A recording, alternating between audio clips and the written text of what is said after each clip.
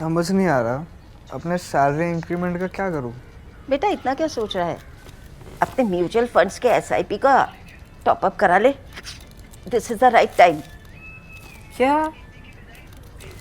समझ में नहीं आया। बेटा इतना क्या सोच रहा है? अपने म्यूचुअल फंड्स का एसआईपी टॉपअप करा ले। This is the right time. अब समझा।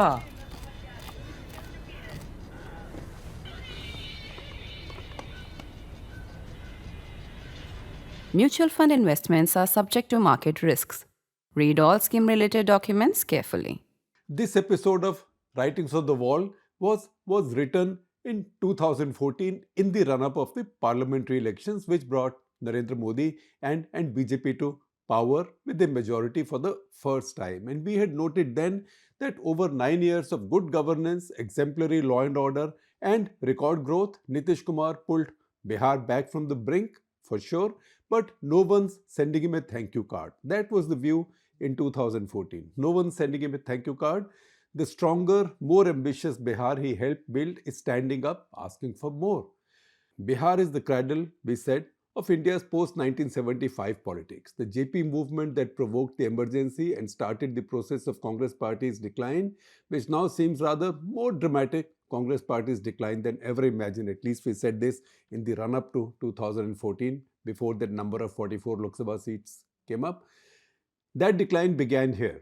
Everybody not only knows politics here, but also loves it. In a state where nothing worked for 6 decades and where per capita incomes are less than a fourth of India's richest states, now it's become the fifth. Nothing catches people's imagination more than politics, or politics, as a Pakka Bihari would say. Like Lalu Prasad quoted verbatim, and I quote him, Bihar is not like the other states. Bihari peoples do not accept anything silently. They are very political. They have a view on everything and all matters. You need someone with much greater scholarship than I to explain this. Or maybe even a soil scientist. I didn't say social scientist, a soil scientist.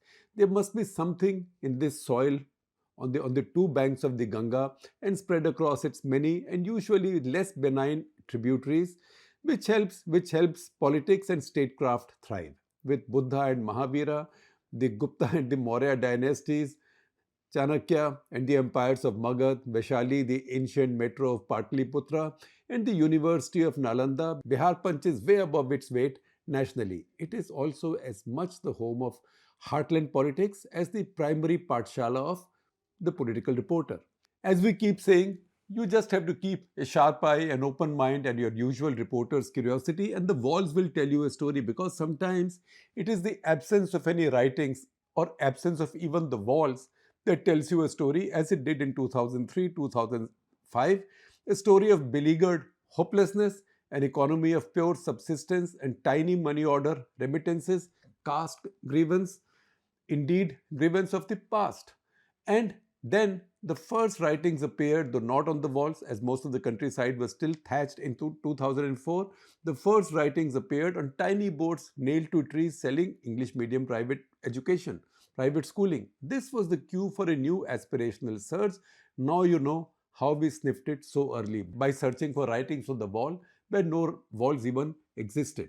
The vindication came next year as Lalu's do-nothing stranglehold on electoral arithmetic was demolished by Nitish Kumar on then unusual exhortation that elections were no longer a time to season your lathis, which was Lalu's favorite war cry, but to fill your pens with ink. By the time Nitish was seeking his second mandate in 2010, we had seen something else even more striking on the walls that had sprung up sort of dramatically in those 5 years of brilliant governance, like new vegetation sprouting after a shower on land that had been under drought for years. These walls were now selling branded underwear to people of Bihar. That episode is already available to you. We'll share a link with you with the description of this one. In fact, with the description of this one, we'll share links to all the episodes of Writings on the Wall from Bihar that we've done.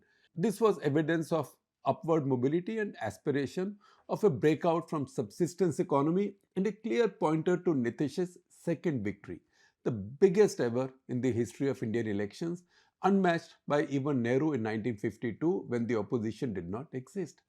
then why is the same Nitish Kumar struggling now? This is, remember, 2014 in the run-up to the parliamentary election. Then why is the same Nitish Kumar struggling now as the state approaches the final 2 rounds of elections? And why is Lalu, whom we had written off and whose political future now seemed confined to jail, smiling and feeling revived politically? Can you read it anywhere in the writings on the wall? You sure can, but you may need also to read between the lines.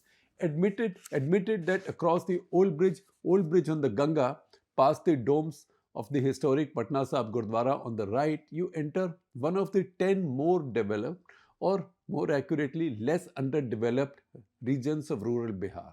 This is because between the constituencies of Hajipur, which is Ramvilas Paswan's old constituency, and Chapra, Rabdi Devi, Lalu, and then Rajiv Pratap Rudi, the BJP, between them lies a most prized and therefore pampered political battleground. This is the land of ancient Vaishali, and many stupas and ruins still remain. But this is still very, very poor rural Bihar, and you see how poor at Sohag General Store, an 8x12 hole in the wall that sells bangles and trinkets on a board outside with a very well done portrait of Priyanka Chopra as a bride.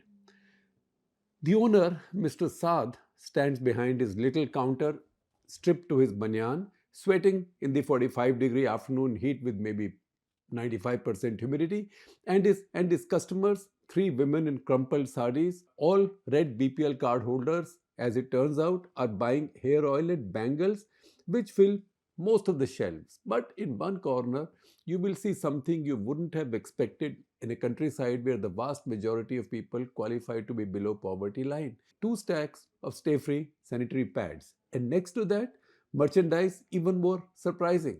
3 brands of Devi, Huggies, and Pampers diapers in tiny stone-poor Manua Ghat. That's a village. You even see diapers in smaller, easier to buy packets hanging along the strings of shampoo and oil sachets. This is change. From nothing to decent schooling to branded underwear to Pampers for your little ones. Let us say stealing an old cigarette advertising line and using it so utterly out of context, the rural Biharis have come a long way, baby. That is change. And if Nitish is now looking at what can only be described as a downturn in electoral fortunes as dramatic as his sweep in 2010, this is parliament election. Once again, 2014 parliament election, I have to keep underlining that. Could it be because he failed to appreciate this? Nearly 9 years of great governance, exemplary law and order, among the highest rates of economic growth in India, and the most dramatic improvement in social indicators, however low the base may have been, has changed voter attitudes in Bihar more radically than he imagined when he broke off from the BJP, driven by hubris that he couldn't escape in the halo of 2010 and imprisoned mostly by bureaucratic sycophants who converged around him in its wake after his sweep in 2010. A better fed, less insecure population is tougher to satiate. It wants more. It is less bound by ideology because more that is material and now matters is within its reach. A possibility. The more aspirational or materialistic a people, the less ideological they become. They are not about to reward him for breaking away from the BJP on secular ideology. When Modi is the choice for the center, not the state, between Narendra Modi and who knows who, not between Nitish and Modi or Lalu, village after village, huddle after huddle, Biharis, whether Dalits, upper caste, Yadavs and other OBCs. Funny how you do not feel embarrassed asking people their caste as you strike up conversations in Bihar. It is the done thing in Bihar to ask people for their caste. They all say only one thing. This is the Bada election, big election. We are choosing a prime minister, not a chief minister. This is not about Nitish. It is for or against Modi. So if you are a Muslim, you vote against Modi. Most others, barring Yadavs who never left Lalu, are willing to give Modi a chance. The curious thing, however, is how the same Muslims for whose sake and to save whom from Modi, Nitish broke with the BJP, are now returning to Lalu instead. Why no thank you cards on Nitish? Lalu will explain Nitish's predicament to you as only he can. What is Nitish telling you, he asks me. Lalu ji वो कहते हैं कि मोदी की कोई हवा नहीं चल रही, केवल पब्लिसिटी का ब्लोअर चल रहा है. That's what Nitish said then. और उनकी बहुत सीटें आएंगी क्योंकि मुसलमान सब उनके पास हैं. He said that sarcastically BJP छोड़ने के लिए. I say somewhat simplistically and provocatively. And sure enough, Lalu takes the bait. देखिए शेखर जी, हमारे हिंदू धर्म में जब गोत्र मिलता है तभी शादी होती है. और पॉलिटिक्स में क्या गोत्र है आज? केवल सेकुलर और communal. He explains, and so more than 15 years ago, ideology is the gotra in politics. So Nitish and Advani ji got married 20 years back. विवाह हुआ, अगेन लालू इज टॉकिंग, विवाह हुआ, फिर बेटा बेटी पोता पोती नाता नाती. After marriage came children, after marriage came children and grand children. और अब कह रहे हैं कि गोत्र नहीं मिला तो कौन कौन मानेगा? जनता बहुत समझदार है. Lalu explains Nitish's miscalculation better than any prime time pundit could. Every opinion poll now tells you that the Muslims in Bihar have moved en masse to Lalu. In fact, the latest NDTV poll at that point told us that nearly 70% Muslims now say they will vote for RJD Congress combined, leaving Nitish behind. This is some setback for Nitish, who just the other day was being hailed by Bihar's Muslims as sher ka bachcha. Remember that? Remember that episode of Karta Clutter where we said when a Muslim calls Nitish sher ka bachcha? You will find that link also with the description.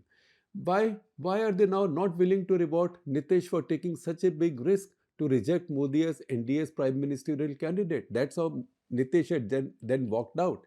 This is so contrary to what was promised to poor Nitish by Delhi's liberal activists and intellectual busybodies who pumped his ego and led him to this disaster where he now seemed to be abandoned even by the Muslims. The truth is, it is not as if the Muslims were dumping him. They, like many other people from Bihar, would still prefer him as their chief minister, but that is not at stake now. The same NDTV poll tells you or told us an overwhelming number of Biharis still prefer Nitish for their state. But this is not a chota election, but bada. And today, Lalu, with his Yadav base and the Congress as ally, looks like a much more credible force against Modi than Nitish all by himself. So what? So what if he's still the sher ka bachcha? We catch up with Nitish at a reasonably well-attended rally at Parsa in Chhapra, now Saran after delimitation as a constituency, where his Muslim candidate looks a distant third behind Rabri and Rudi. The Nitish of old is still all there. You can see it in the way he handles two groups of hecklers positioned strategically at the flanks and in front. They are carrying neatly printed banners that say they won't vote for him unless they got electricity. And how? When they complained to their MLA, he told them he had no idea where their village was located. Does anybody want to protest, or are there also people who have come to listen to me? He asks the crowd. Sure enough, an overwhelming majority shouts the protesters down, and Nitish launches into the details of what he's doing to improve the power situation. Of how, when he took over, Bihar got only 500 megawatts of power, while now he has taken it to 2,800. As we had noted, by next year, by 2015, it had become 4,000. And more power plants are coming up. Also, he has a genuine sob story about the center messing up his coal linkages. This is a digression, but it also significant to note how megawatt has now become integral to election campaigns in India.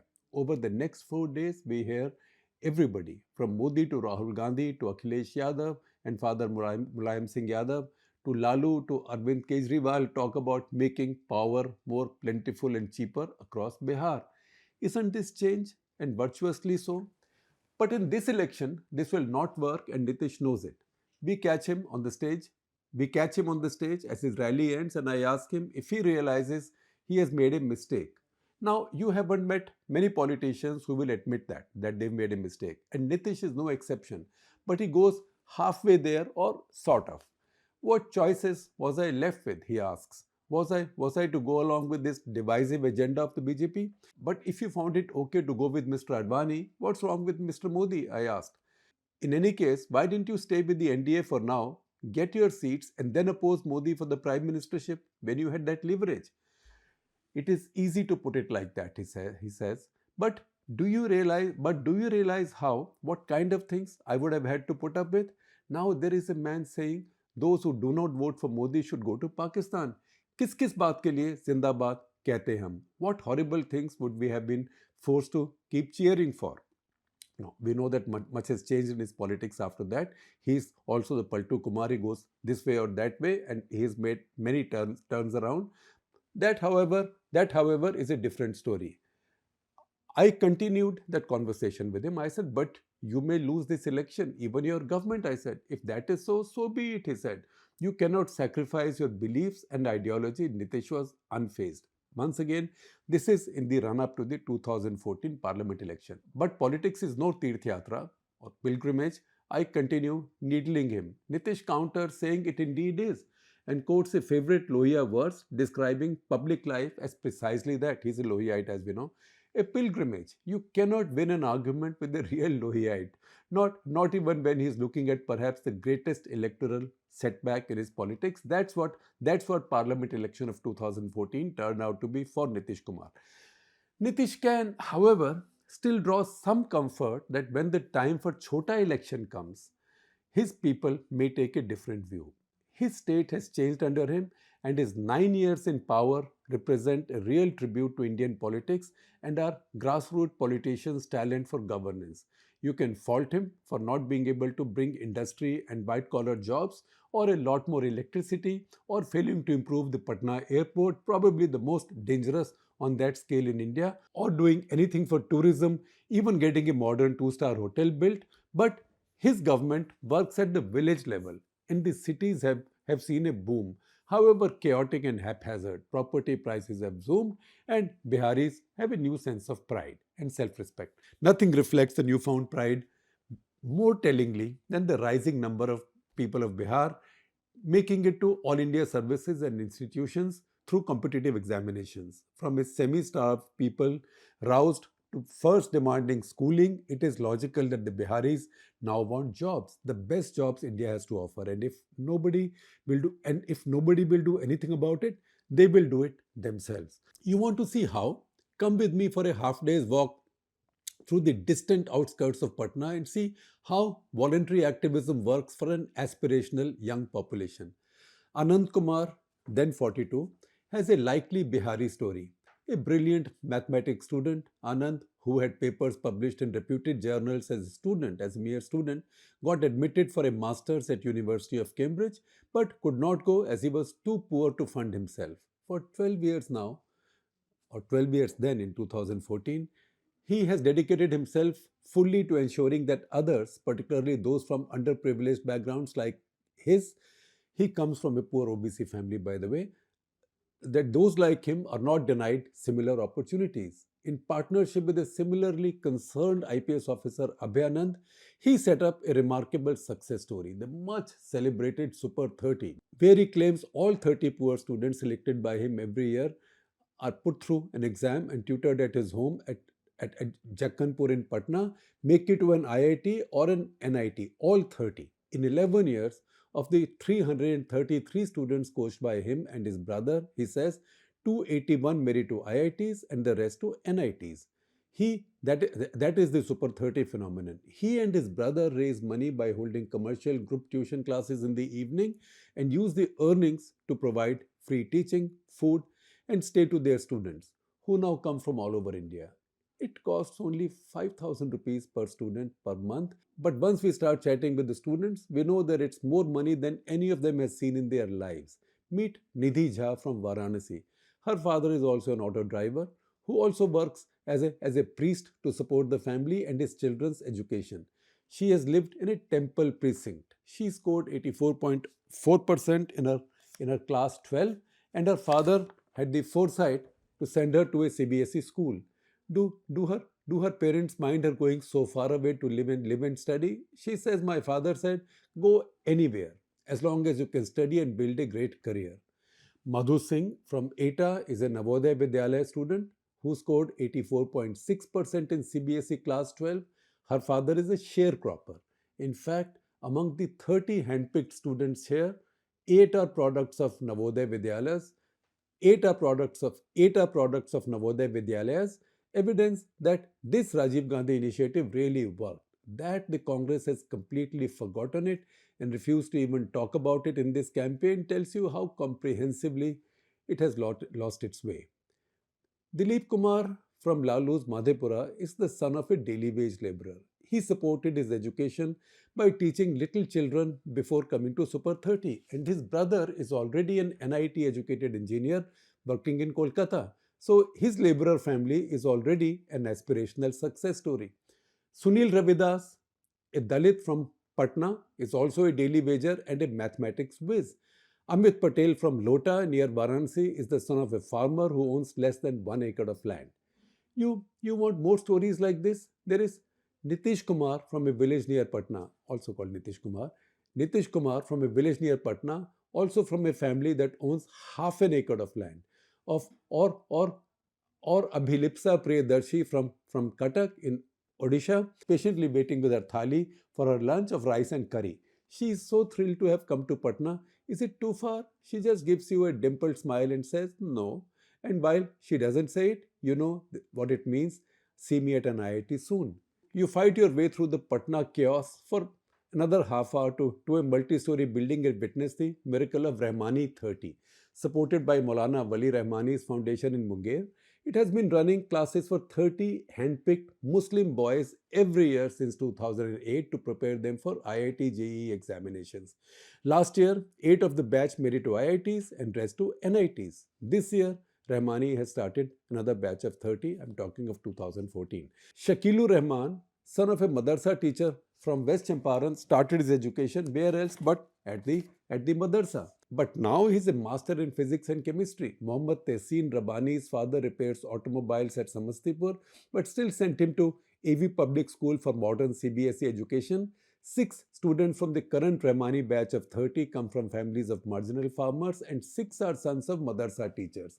Shabirul Hoda, Rahmani Foundation manager, says that these 30 are selected from 175 shortlisted after a nationwide test. Tahak Ashmi, computer trainer at Rahmani 30, graduated in Arabic and talks fondly of the desktop computer he's setting up to train his students. You talk to Anand Kumar and he tells you that he's running Super 30 because he believes that brilliance has nothing to do with how rich or poor you are and nobody should suffer his fate, Anand Kumar's fate, and rather than feel sorry for himself, he will do something for others. You ask Abhyanand, who was then Director General of Police and physics topper from Patna University of his time, and he tells you that after he finished teaching both his children, he realized the pleasures of teaching, as well as what it would do for young people. When he saw the Sachar Committee report, he realized how poorly young Muslims were doing in India and felt so strongly that all that stood between them and equality was a little bit of help and opportunity. One day, the Maulana from Rahmani Foundation came to him and he decided to work with him on this project. Now I feel like a physics teacher all the time, morning to night, Abhyanand said.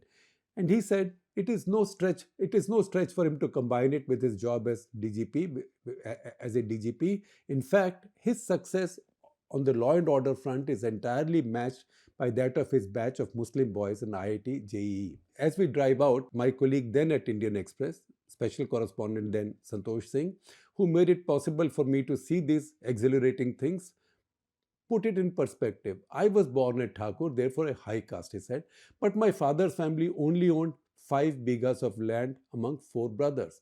So my mother never tired of reminding me that my 3 younger brothers So my mother never tired of reminding me and my 3 younger brothers that all we would get is 5 katthas. 1 kattha is about 1,361 square feet. That little. Only that much of land. So how will you survive unless you get education? Then he continues, my 3 younger brothers are also bank managers and it is all because of our mother constantly reminding us of those 5 katthas of land. Santosh's story is not atypical in today's Bihar or India. It is a story of aspirational parents, of ambitious children and impatient voters, where the future matters more than the past, identity or ideology. If this is how Bihar thinks today, the rest of India cannot be far behind.